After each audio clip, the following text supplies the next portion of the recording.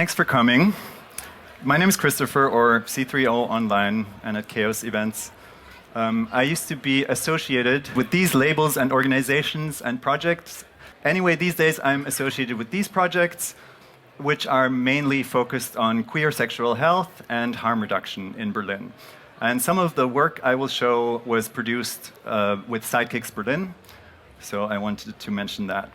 First of all, I want to start with a disclaimer.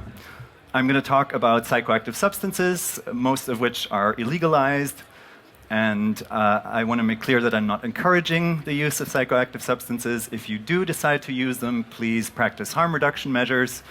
You can please look up information about substances before you do them, for example, on Sidekicks.Berlin, and make sure you stay aware that drugs aren't a sustainable solution for any kind of problem you might have, even though sometimes they give that impression for a while. So let's talk about drug checking.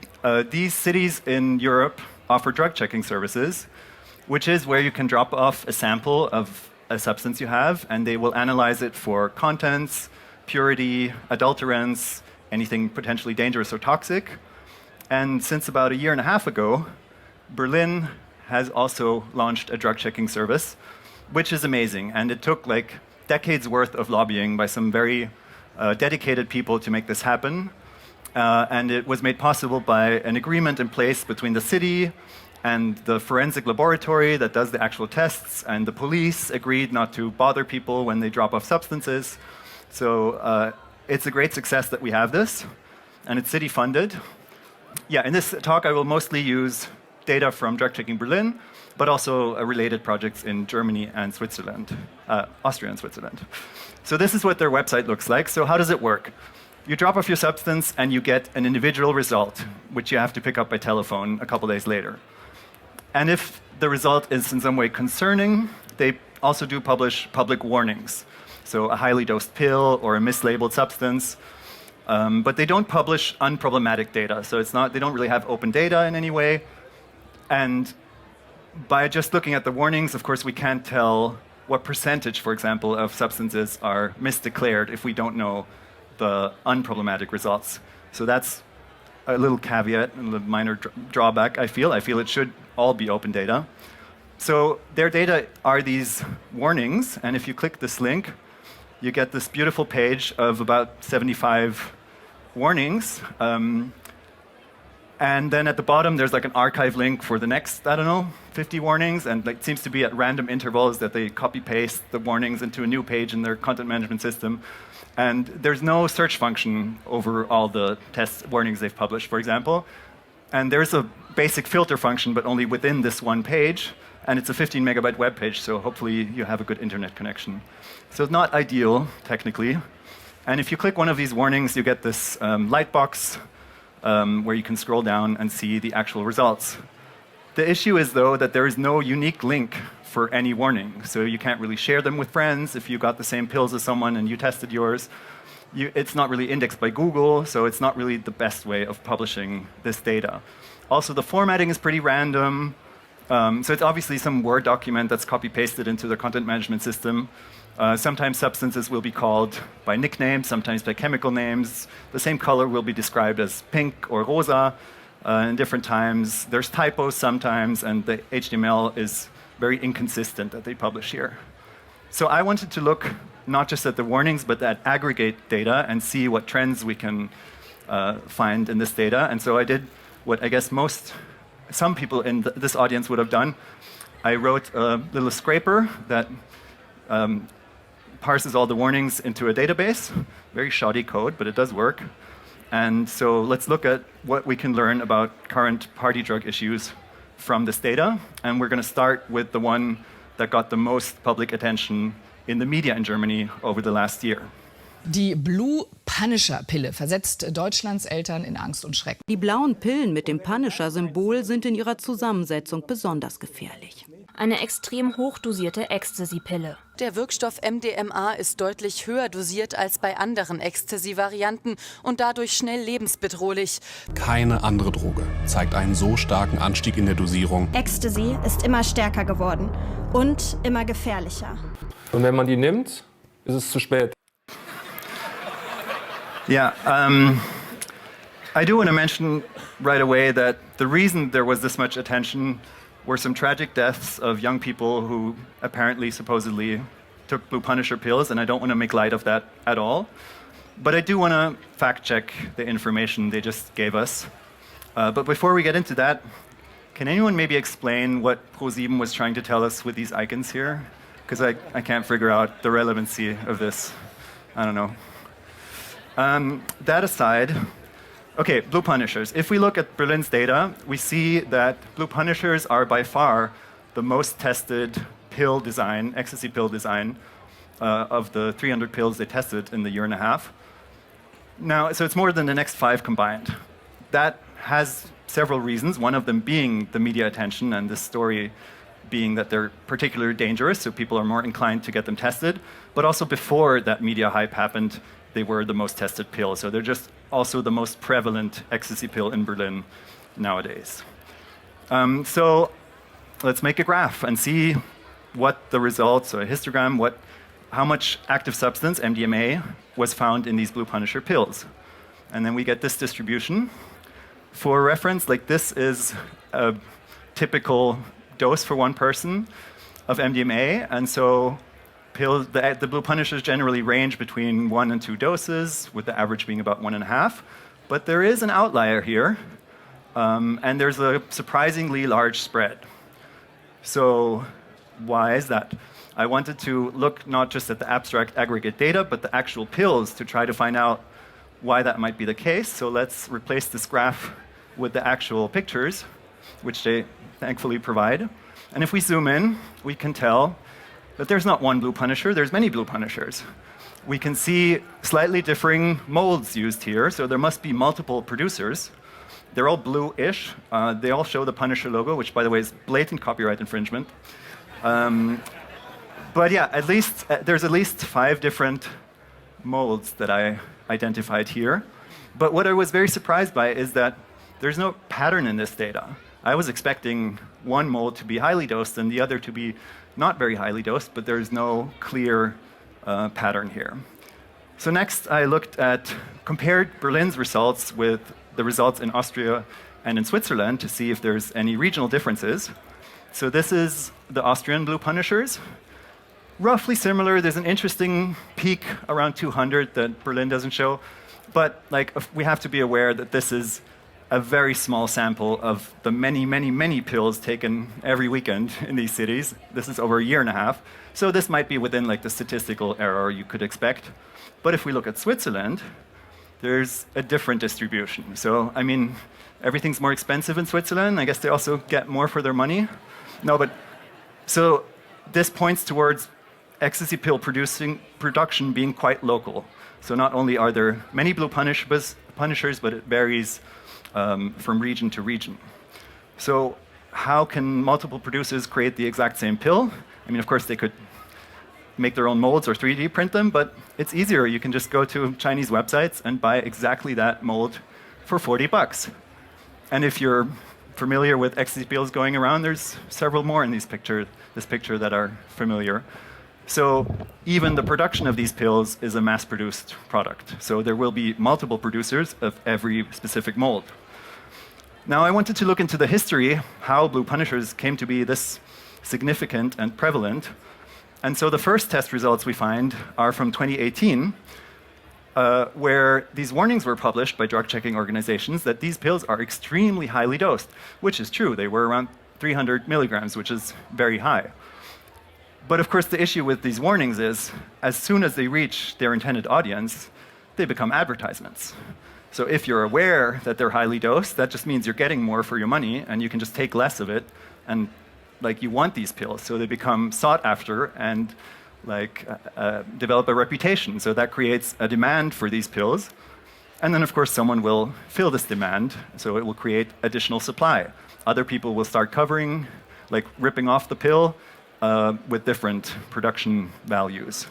So if we look at the graph over time, more and more Blue Punishers got tested every year since then, but the average MDMA content dropped rapidly. So how does this compare to the average MDMA pill or ecstasy pill? So I found 2 data sets, one from Switzerland and one from the EU in general, from the EU Drugs Agency. And there we can see that, in fact, between 2015 and 2020, there was quite a rapid rise in average MDMA amount in ecstasy pills. But then since then, it's kind of leveled off again, or the peak appears to have been reached. Now, why did that rise happen? We can only speculate. One factor was probably that around the 2010s, a new way of synthesizing MDMA was found that made it cheaper and easier, less smuggling involved or something like that. So more supply is probably one reason, and the other one probably is these drug checking warnings creating advertisements for particularly highly dosed pills, and then the producers kind of competing with each other because they wanted to have the pill that the warnings are published about, because that made their sales increase. So comparing the Blue Punishers here, yeah, we see that they used to be extremely exceptional, and these days the average Blue Punisher is just another average ecstasy pill, with one difference: there's a broader spread, and there's like that makes the drug checking results less predictable for the pill that you have, because there's so many producers, you have no idea how highly it's dosed unless you actually bring it to drug checking. Yeah, and so yeah, they are kind of dangerous in a special way, but not in the way that the media told us. Once I had looked at the Blue Punishers, I wanted to look at all the other pills also. So let's see if this works. Yeah, so I made this little web page where I can explore the data of all the pills. And you can flip them around, and there's these little histograms here of the distribution, how strong they are. And then some interesting patterns emerge. Like for these Netflix pills, you immediately see there's 2 different molds, different ratios here that you should probably separate in this data. For this Berghain pill, it's interesting because the design suggests local production maybe in Berlin, but they're all over the place. So it must be either multiple producers or producers who are very sloppy and not very consistent with what they do. And then there's others that are more consistent. There's some where there's like one outlier, but if you look closely, you see there's a difference in the mold. This one doesn't have a border. The other ones do. It's a similar case here with this Heineken. One of the outlier is different. So maybe describing pills by just shape and color is not enough. So yeah, the more you scroll down, the less predictable, of course, predictive it becomes. Oh yeah, this one was censored here. But to clean our palate from having seen this pill, we have to scroll further to get to this one. No. All right. Okay, so what's the harm reduction tip we can derive from this? Avoid the most popular pill designs, because they will be the least predictable. You really have to buy multiple pills and bring one to drug checking if you want to know how strong your Blue Punisher is. And standard ecstasy harm reduction tips apply. Take maximum half a pill and wait at least an hour for it to kick in before you would consider redosing. Okay, next topic. These are cat leaves that are chewed in some cultures in mostly East Africa for their stimulating effects, not unlike coca leaves in South America. And if you synthetically recreate the active ingredient in these leaves, you get cathinones. Those are short-acting stimulants that have been exploding in popularity. They're quite habit-forming, so comparable maybe to cocaine. So over time, most people who get into the habit of taking these substances find themselves losing control over the amount and the frequency of use. But they've become super popular club drugs in Berlin, maybe even the most popular in certain scenes. And to understand how that happened, let's hear from someone who supposedly played an important role in popularizing cathinones. In Israel, cathinone was legal at the time because we have a large Yemenite community that chews cat leaves, and we didn't want to spoil that cultural heritage. And that has been preserved actually until today. So I realized that it was legal, so I made some on my own. I found it to be a better alternative to, say, what was the cocaine that was circulating in Tel Aviv at the time. And I said, well, this should be available to everyone.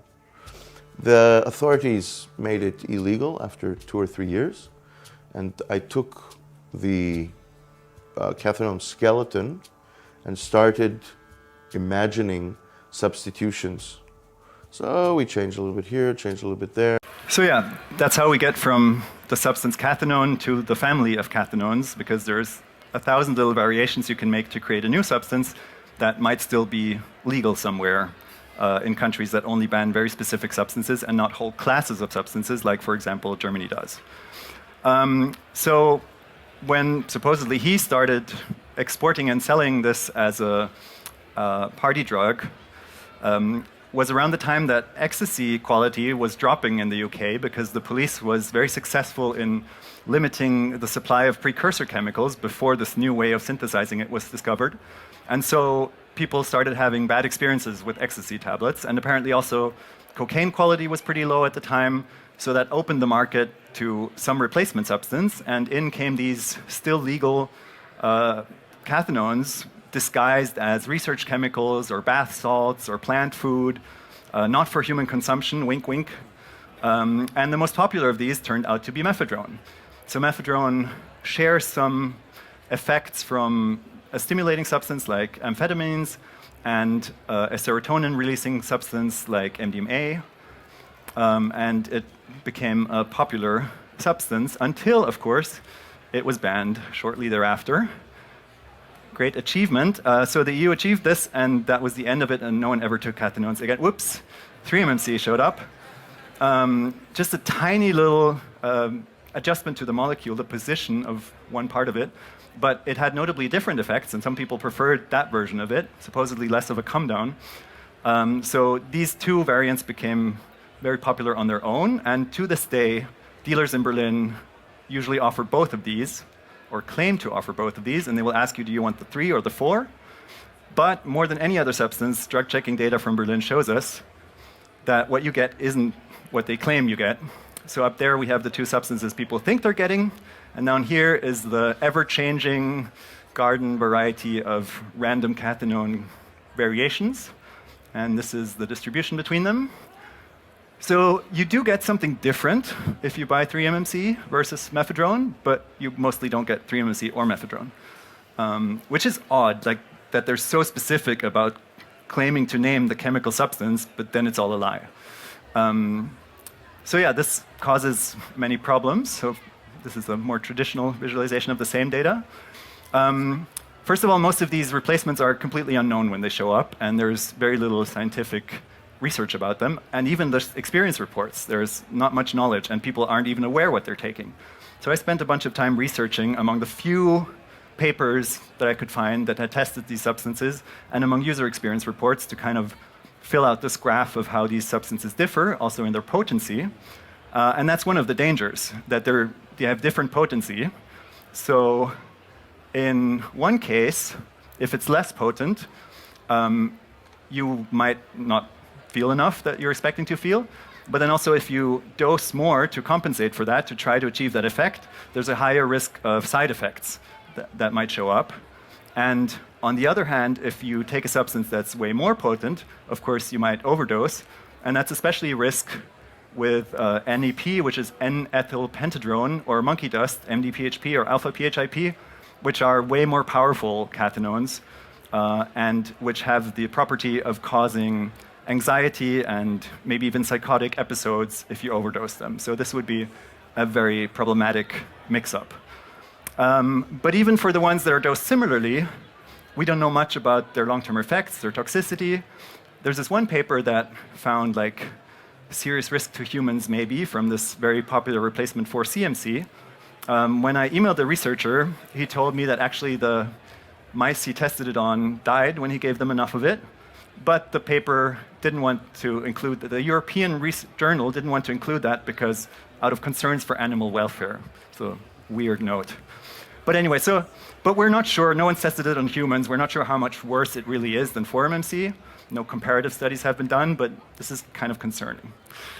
And if we look at the distribution over time, so what people got when they thought they had 3-MMC, we see this variation here. This is based on very little data, so every month is just a few tests, but still we can see a rough trend that it used to be mostly this replacement substance 3-CMC, And then something changed, and a new substance appeared, 2MC, that kind of replaced it. Partially, the original kind of came back. So what's the reason for that? The Netherlands, our neighbor, does not have a blanket ban on all cathinones, so they only make specific substances illegal when they become popular. And around that time was when the Netherlands implemented an EU ban on 3CMC. So the research chemical vendors there switched to something new, something shittier, something more unproven. And because it's just easier to, I guess, smuggle something that's legal in one member state across an inner EU border than to get something illegal from elsewhere, this determines what people in Berlin are actually getting when they buy drugs. But the situation will soon change because the Netherlands are working on a blanket ban of cathinones and other classes of substances that is bound to come into effect in the next couple of months. So that might completely change the situation again. And I mean, I'm all for liberal drug laws, so this is the more draconian version, but it might paradoxically have a positive effect. And the drugs that people take in Berlin bathroom stalls and clubs will again more be determined by which ones they enjoy and which ones are well known and well researched, and less by whatever happens to still be legal in a neighboring country, which is maybe not the best guiding principle. So what's the harm reduction tip here? Hard to really formulate one, but if you do consume cathinones, do so rarely, especially in this situation where you don't know what you're getting. Once a month is a good rule of thumb. And try to test it. If you can't do drug checking, then like from each new batch, take like half a dose, see if anything feels weird, feels particularly strong. But yeah, it's not a perfect method. So if you can abstain, maybe that's wiser.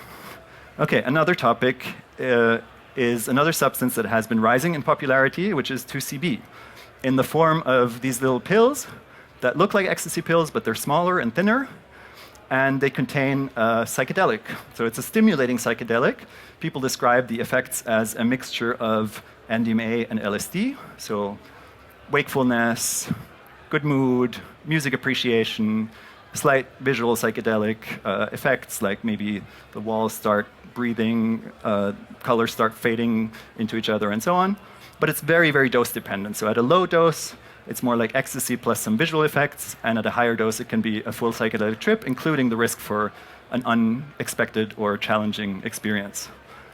Also, something to know is that this substance can cause nausea in the come-up, especially if you have a full stomach, which, because it's a psychedelic, can like cause some anxiety, also can like ruin your mood.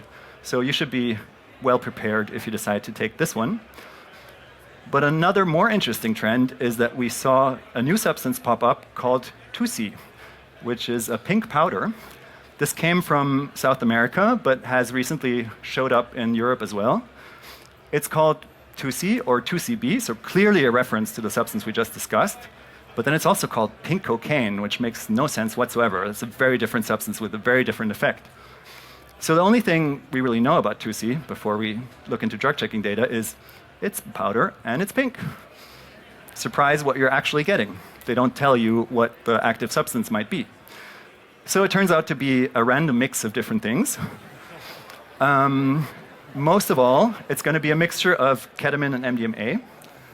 And then there's a slight chance that there might be some 2C-B in there, probably some caffeine, maybe some other stimulants, cocaine, 3-MMC, something like that. But it varies extremely widely. This is not very popular in Europe yet, so this is only based on like 30 tests. But yeah, the average composition is like, if there's some 2C-B, then it's a tiny amount, but it's also quite a potent substance, so maybe that's okay.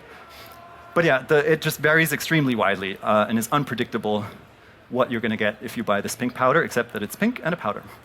One media report that I found a bit curious was, although it's kind of tragic again, but when this member of the boy band One Direction recently passed away, apparently they found that substance in his blood. I don't know, the food coloring, or like what did they find? It's unclear and can't be very accurate.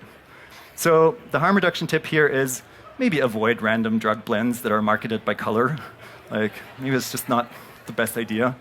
Good business strategy if you're in that business, but as a consumer, don't do that. If you do want to mix drugs, and specifically ketamine and MDMA is quite a popular combination, do look up beforehand potential interactions and be aware that it just generally increases your risk. For example, different durations of action, and yeah, a bit more difficult to predict if you're taking multiple substances at the same time. Okay, I got one more for you. This is Tingle from Zelda. And this is Tingle as a 2C-B pill. Isn't that satisfying? I found the actual illustration that they must have used. I think it's like it's being turned to stone. Okay, anyway, that's not the point. The point is that on the back, this pill contains a label. It tells you that it's 20 milligrams. That's very convenient. Let's look at the drug checking data. So the common pattern when a pill includes a supposed dosage is that it contains way less. In this case, I mean, it's false advertisement, but the dose that's actually inside there is maybe a more advisable dose for people who aren't experienced with that substance and are taking it in a party context. So that's a dose pretty much anyone can handle. 20 would already be challenging to some people. But then the problem is there's also this one here, where there's more in it than it claims. So of course, with the ones that are dosed lower, that creates the problem that it teaches people wrong knowledge. So they think, oh, I took 20 milligrams, didn't feel anything, no problem. And then maybe they come across the pure powdered substance and they take way too much. But yeah, and if it ends up the other way, then that's really dumb. So, and 30 is actually really not a recommended dosage for most people of 2C-B. So maybe avoid pills that are as sloppily made as these, or maybe there's more producers than one possible. But yeah, that's so not to be trusted what they print on the pill. Another interesting case are these Faro pills, of which there are many variants. For a couple of years, there have been these ones that say, warning, Faro 240 milligrams, so obviously referring to ecstasy, which would be a decently high dose. And of course, again, it contains way less. That's to be expected. But then in Vienna, a couple Faros showed up that didn't contain any MDMA whatsoever, but a different substance, which is a psychedelic again, tryptamine. But I mean, it's the same print. The pill also says, warning 240 milligrams, and 240 milligrams of this substance would be way too much. The typical dose is maybe like 20 milligrams. So if it warned you about 24, that might be more useful. But actually, it should be warning you that it's not MDMA. But what I found confusing was that another pill showed up that actually does say, warning, 24 milligrams. But then it's just another MDMA pill, containing 5 times as much as advertised. I am very curious how the hell that happened. But then there's another variant, and maybe that's the least problematic, because it just says, warning, Faro. I don't know, the curse of the Faro, or maybe it's just warning you of these unpredictable pills. So I can't disagree with that one. Yeah, but it could even get worse. This one is the most popular 2C-B pill design, which helpfully is labeled 2C-B. That's very nice. But then in Switzerland recently, this clone showed up that manages to misspell the actual substance. So not really too trustworthy. So the lesson learned here is don't trust what the pills claim to say. Use drug checking if you want to know what's actually inside. Now, and actually so in pills you generally have the biggest problem of not knowing how much is inside. For ecstasy or MDMA, it might be wiser to get MDMA crystals because they're more consistently quite potent and not very adulterated in general. They're generally about 80% pure. And then that's more predictable if you want to hit a certain dose. Or you could also buy a bunch of pills, crush them all into a fine powder, bring a little sample of that to drug checking, and then you can calculate by weight the purity, because then you don't have the problem that one pill could be dosed differently than another. But that's a lot of effort, so I don't know if you're interested in that. If you do want to look up test results, my favorite place to do that is this app, which is free and run by someone as a charitable project, which aggregates drug checking results from all over Europe. So this is the best place to type in Blue Punisher and get a list of recent warnings in your area. So I hope this demonstration has shown you the usefulness of drug checking and the importance of it. And maybe I can use it to demonstrate to those responsible that this data should be more accessible and should be public data, actually. And should be, yeah, the aggregate data is important, the unproblematic data is important, and it should be usable and shareable. Thank you so much. Have fun and be safe.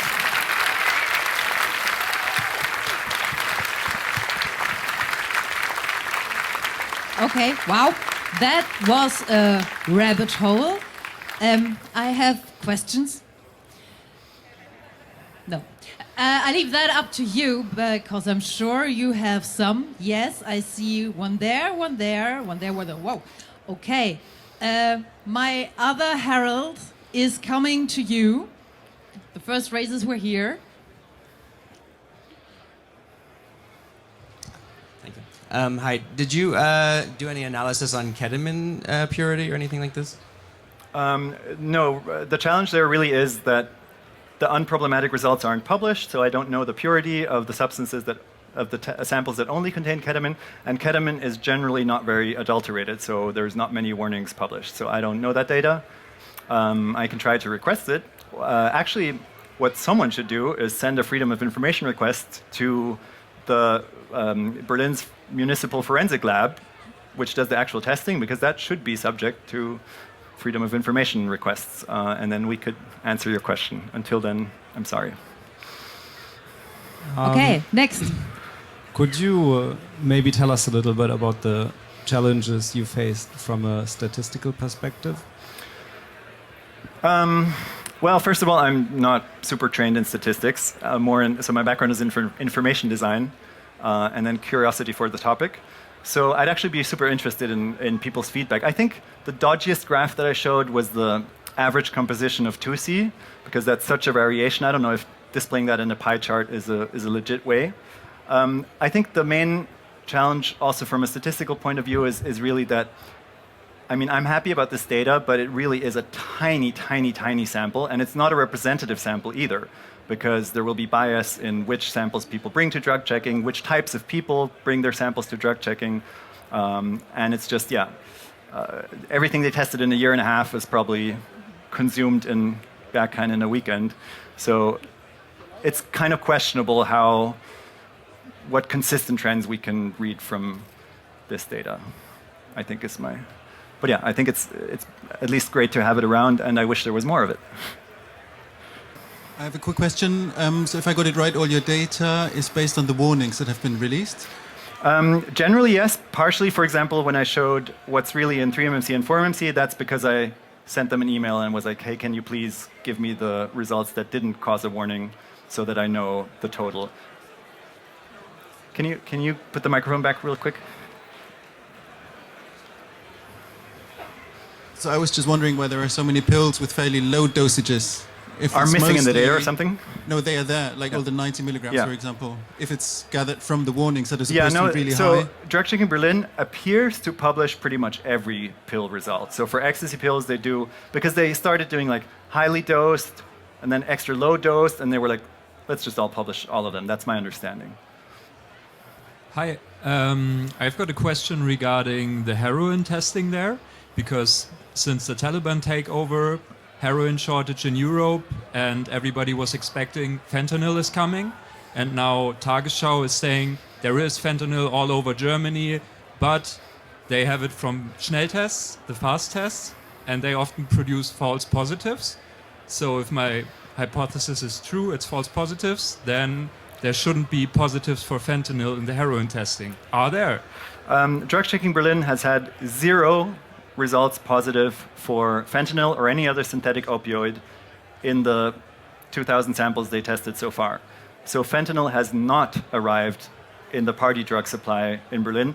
They don't test heroin a lot. It does happen, but it's like rare compared to ecstasy tablets. Just different group of people and different, like, people who use heroin apparently less motivated to drop something off, wait a couple days, call for the results.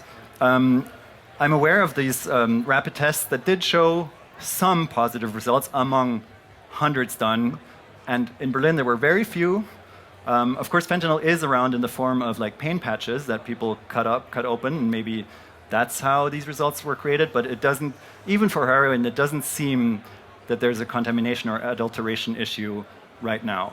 That might change, as you said. There's this fear heroin supply being cut off. Apparently, it's not noticeable so far.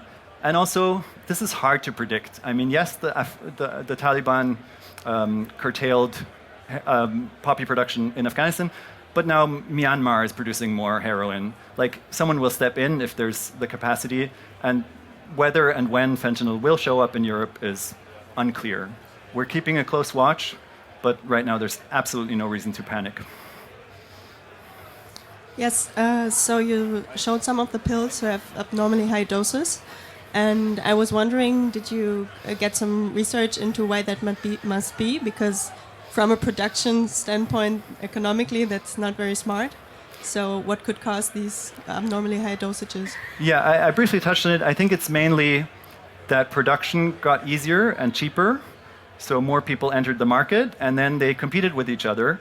And these drug checking warnings serve as endorsements or advertisements, like without them intending that, for certain pills. And so that, I think, caused people to compete to try to have the highest dose pill to be the popular design. Those two are my theories. But I think, yeah, I think it's expected that this race would end at some point where it doesn't become economical for them anymore to keep raising the amount. We have a question from the internet. Yes, hello. Question from the internet. Are there also tests done on LSD? Yes, they do test blotters, and they publish warnings. I'm not sure for LSD. I'm not sure if there's also results that they don't publish the warnings about. We would need to inquire. I haven't really looked at that data. There again, I've noticed that the average result seems to be less than people assume it is. So people assume a tab will generally be like 100 micrograms, but it turns out it's more like 70-ish. So yeah, which also might cause people to wrongly assume that they want to take a high dose when they're actually getting a lower than expected dose. But I haven't really looked into it much. Yeah, thank you. I do have another question, which is about, do you have any numbers on how many drug samples are tested in Berlin on average per substance? I mean, I could look that up in my database. I don't know it by heart. I know that cathinones are by far number one. MDMA follows. They weren't expecting that, but yeah, it makes sense with the weird situation with cathinones that people would be more inclined to test them because they have more unusual experiences with them. And yeah, actually everything else, there's not a huge amount of tests. So not much LSD. But yeah, overall they've done maybe about 3,000 tests and published 1,500 warnings or something. So the rate of warnings published is actually quite high. I think it's actually more than 50%. I think they said that it's like 60% of tests result in a warning. Thank you. Hello, you mentioned 2C-B and 5-MeO-MIPT, among other things. When I was a teenager, another drug was pretty popular. It was called 2C-E with an E at the end. It has since been criminalized. Do you know by any chance whether or not it's still popular or in wide use? I don't think it's popular. I mean, yeah, there's the 2C class of substances, these Dutch research chemical shops where each individual substance would have to be made illegalized. They sell a lot of 2C variants at this point. But 2C-B seems to be the one that crossed into the mainstream. It used to be a research chemical and quite rare and unknown a couple years ago, and now like most club drug dealers will offer 2C-B pills as well. So whether that's for like rational reasons that people enjoyed it most or just happened somehow, I can't tell you, but I don't think 2C-E is prevalent right now. Certainly, I think these, like the more obscure research chemicals are very rarely tested in drug checking Berlin. Hi. First of all, thank you for the talk. My question is a little bit loaded, but I'm a little bit confused about the data significance of the molds. As you said yourself, anybody and everybody can buy those molds, and from my experience or from what I've heard, a lot of users treat molds as like a brand or a product, but they aren't that. It's just a random form they come in. Anything can be in there. And I was wondering what your outlook on that is, because I understand that from the testing perspective, that is a natural way to differentiate between or categorize the products, but it seems like a really flawed outlook on the analysis from the start. Yeah, I mean, I would agree that like the way the media reported on it was certainly completely wrong, as if it's like one specific product. So you're asking whether it even makes sense to use that as a default grouping when analyzing the pills. I mean, I think in this case, that's where my analysis started. So the press said there's a blue Punisher and it's dangerous, and I wanted to look into that. I do think for the rarer ones, it becomes more predictive, the data. But you're absolutely right. For example, from batch to batch, the same producer with the same mold and the same color can have a completely different potency because they just don't have high standards of production, and they're just mixing stuff together and not probably doing drug checking themselves on their products. Yeah, if it's even, yeah. And one thing is ordering a mold from China, but of course you can just get one pill and make an imprint and start producing your own. But I think also the visualization I made, for example, with these, what was it, green Heinekens and gray Teslas, does show like certain outliers with a certain different mold. So I think even spreading that awareness that this is not enough to group by color and logo of company. Why is it always like some luxury brands that they put on there? Why not like fun animals or something? Anyway, getting distracted. But yeah, spreading the awareness that at least you would have to look at the specifics of the mold is useful to spread. I mean, that's one of the reasons I haven't really published this. It was just having fun with data. But of course, the problem with, like, most people won't use drug checking. And so I do think it makes sense as part of different harm reduction strategies to look up your pill. And if there's multiple that look exactly the same that were recently tested and are kind of consistent in their results in your region, then that's a pointer. It doesn't guarantee what you have, but it's better than just taking it and wishing for the best. So, but point taken. Are there further questions? Yeah, over there. Okay, this will, no, this, there is someone more reachable for me. Just a rough estimate of the cost-price ratio. How much does it cost in comparison to what is the street price? You mean wholesale price of these drugs versus street? No, there's a single pieces. I'm just trying to find out the profit margins of the distribution and of the manufacturers. Who earns more? Yeah? So obviously that's not data that we see in the drug checking results. The EU Drugs Agency does have some like yearly statistics, and they do include presumed wholesale price for like a kilo of MDMA or something, or like 1,000 pills. So yeah, Google that, EU Drugs Agency MDMA or something, and you should find this data. I don't know exactly where they get it from and how accurate it is. But yeah, I think like this, just off the top of my head, but like at each step of the chain, there's like a factor of 5-ish or something that the price increases. Very different depending on substance and how long the chain is, and if it's cocaine that was smuggled from South America versus something that was shipped from China. Hey, so it's a bit out of scope of party drugs, but when I read the fine print of these drug checking programs, I always find that they test for everything, but they categorically rule out anabolic steroids. And I was just wondering if there's a chemical reason for that, or if they don't want to associate with these drugs. Good question. I would think that it's mostly a policy decision. I mean, they had to fight hard for political agreements to even put this in place. And I think they had to define a very clear target market and argue to politicians a very clear use. The main argument is that this allows them to get in touch with substance users before they show up in like the support system. So this, like as part of this drug dropping off your substance, you get a little private conversation where someone checks in with your drug use in an unobtrusive way, and that's like how they argue to the city that it's worth funding. Apparently not so much that there's aggregate data that can tell us public health but it's all about the individual contact to people. And I guess contact to people who inject steroids, not that high on the priorities list, or maybe like not as much of a economical factor for a city like Berlin compared to the club scene that they want to make sure is more safe. Can only speculate for the reasons, but yeah, they also have very little capacity actually.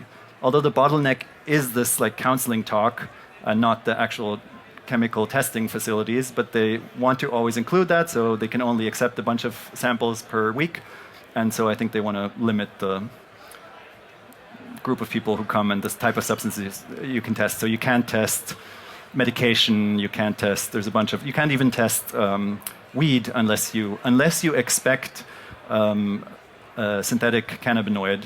I don't know how you would argue that suspicion, but yeah, it's very, very narrow what they test and what they don't test. Are there more questions in the audience?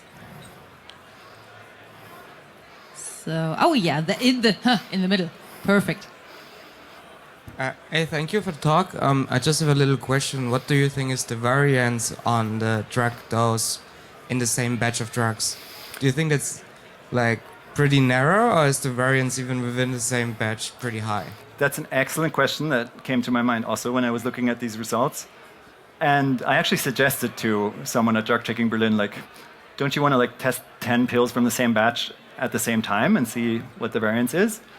The answer was like, they think that the customs should do that because they find big batches of pills and they're in the best position to do that, so they don't see that as their mission. I would be highly interested. I mean, you could just do it. You could buy 10 pills and then go to drug checking a couple times because they only allow 2 samples per drop-off. Would be interesting data. I think the variation between batches, like even same producer, same mold, different week, will be higher than between individual pills. I don't think there's a ton of like this, what do they call it, chocolate chip effect, where like one corner of the mixture has much more than the other one. I would expect between batches to be more variation, but unanswered question at this point. Do you have insights in whether or not authorities do testing when, for example, on some borders they find millions of pills? That would be the best point where to check like Yes. big batches. Yeah, so for sure, anything that causes, like creates a criminal case, they need to specifically know which substance. I'm sure they don't test every pill, so I think they test one and assume that their others will be similar.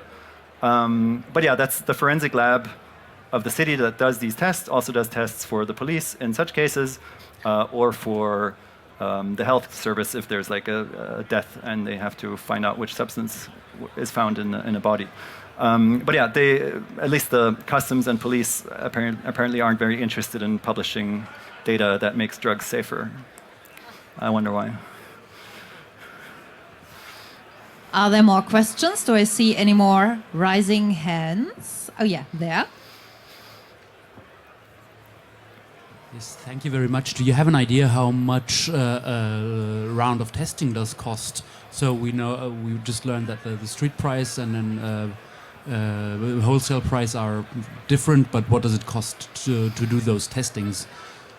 I couldn't tell you really. No, I don't want to speculate. So, I mean, the equipment is there, the people working are there. It's just a matter of their workload, probably more than any like chemicals you would need for that or something. It's mostly man hours, and especially, like I said, man hours of counseling the people who do the drop-off that are the cost factor. Further questions? Further hands up in the air now. Okay, everyone is sinking that data in. So I would say let's give a big round of applause to our speaker.